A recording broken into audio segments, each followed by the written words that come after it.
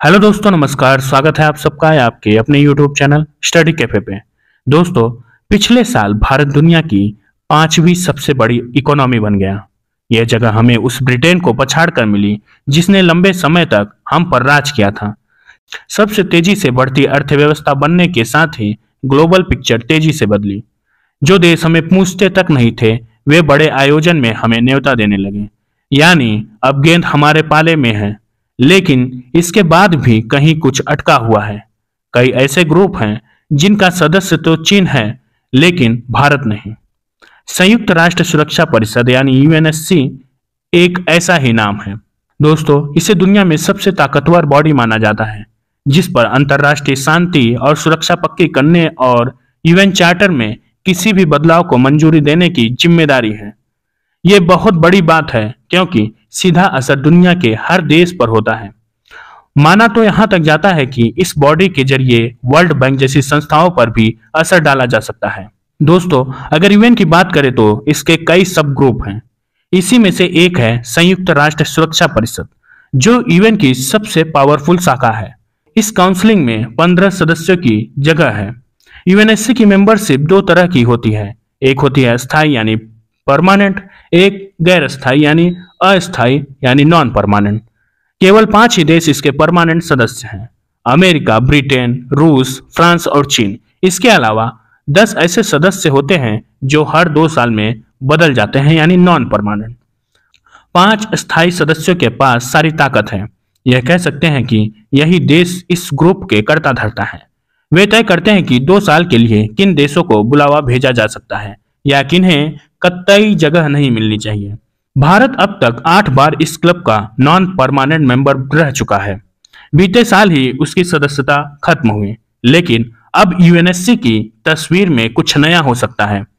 असल में भारत लंबे समय से इस बात पर जोर देता रहा है कि ग्रुप में परमानेंट सदस्यों की संख्या बढ़नी चाहिए, क्योंकि जब से बना तब से अब तक कई देश काफी ताकतवर हो चुके हैं।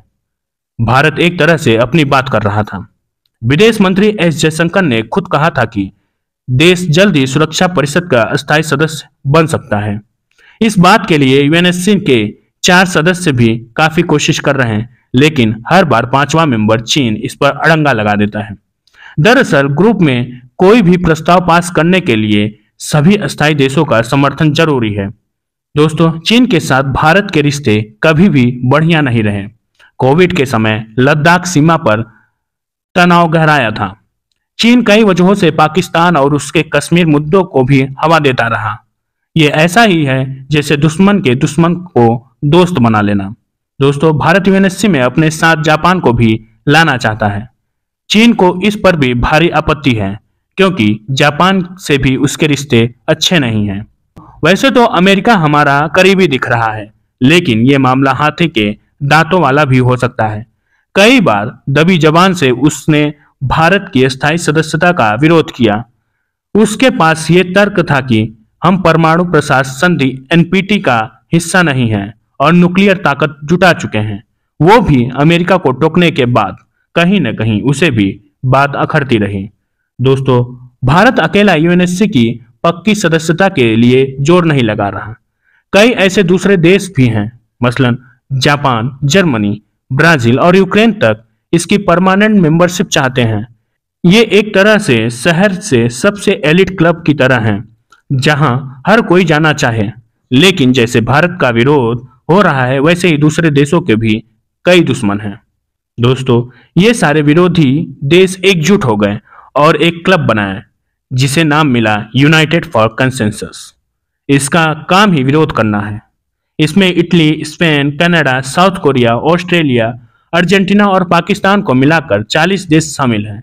ये लगातार कहते रहे हैं कि यूएनएससी में 5 पुराने मेंबर ही रहें और किसी नए देश को शामिल न किया जाए। दोस्तों, यूक्रेन पर हमले के बाद से रूस के बारे में ऐसी कई बातें होती रहीं। खुद यूक्रेन ये बात बोल रहा है कि लड़ाई झगड़ा करने वाले देश के पास इतनी ताकत नहीं रहनी चाहिए, लेकिन रूस 1.5 साल बाद भी जमा हुआ है। असल में दिक्कत यह है कि यूएनएससी के पास ऐसी कोई ताकत नहीं है कि वो परमानेंट सदस्य को हटा सके। तो दोस्तों, आने वाले समय में देखते हैं कि भारत इसका परमानेंट सदस्य बनता है या फिर चीन वीटो करता रहता है। तो thank you so much guys for watching the video, like share and subscribe the channel. Thank you so much.